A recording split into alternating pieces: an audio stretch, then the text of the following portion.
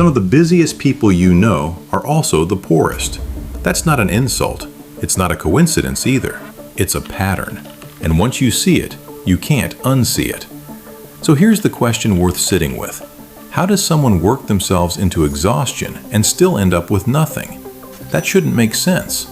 But it does, once you see what's actually being traded. Meet Maria. She's a nurse.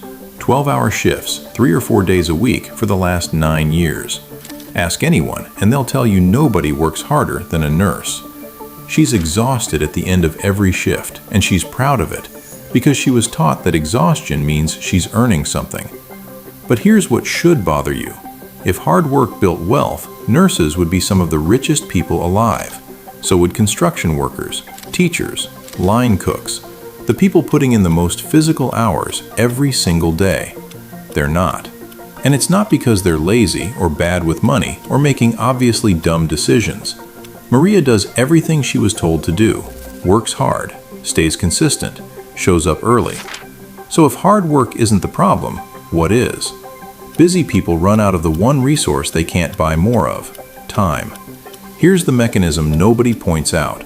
Since 1979, the average worker in America has become dramatically more productive.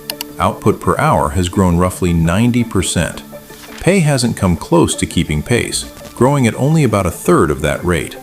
That's not a rumor or a recycled internet stat.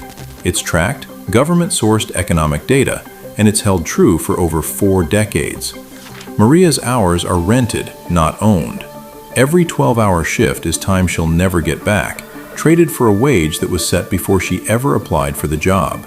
And the harder she works inside that trade, the busier she gets, not the richer.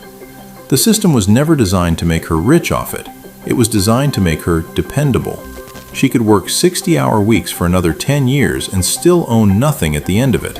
No equity, no asset, no system that keeps producing after she clocks out for the last time. Meanwhile, the people who get wealthy, not the lottery ticket kind, the durable kind, are often doing less visible work, fewer hours, less noise, because they're not selling hours. They're building things that sell themselves. That's the split, busy versus built. And most people, like Maria, never realize they're on the wrong side of it until decades in.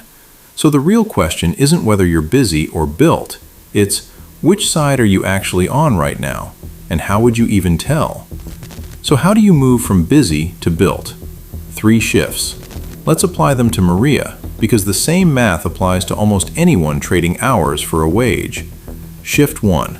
Audit your hours, not your income.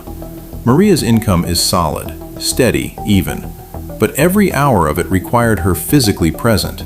0 hours are working without her. That's not a wealth problem, that's a leverage problem, and most people have one without ever naming it. Okay, so say you find that leverage problem. What do you actually do about it? Shift 2. Replace yourself in one process. Not your whole job, one process. Maria trains every new nurse on her floor the same way, one at a time, in person, over and over. That's hours she'll never get back either. If she records that training once, a single video walking through onboarding, every future nurse can watch it without Maria repeating herself live again. Same value delivered. Her time is no longer the bottleneck.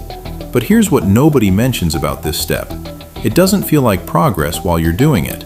So what actually gets you through that part? Shift 3.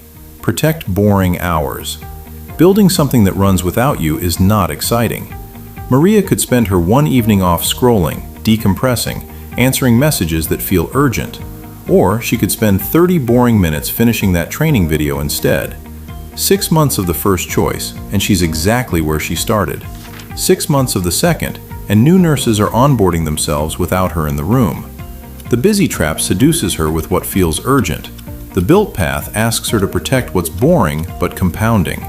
This isn't about working less. It's about making sure the work you do stops needing you eventually. Busy feels like progress. It's not always progress. The real question isn't, how much am I doing? It's, what does my time turn into after I stop? Tonight, do one thing. Write down the single task you repeat most in your week, the one you could do half asleep. That's it. Just name it. That answer is the raw material for everything the next briefing builds on. Because the question this briefing doesn't answer is, out of everything you do in a week, which single process is actually worth replacing yourself in first? That's exactly what the next briefing breaks down. Start there.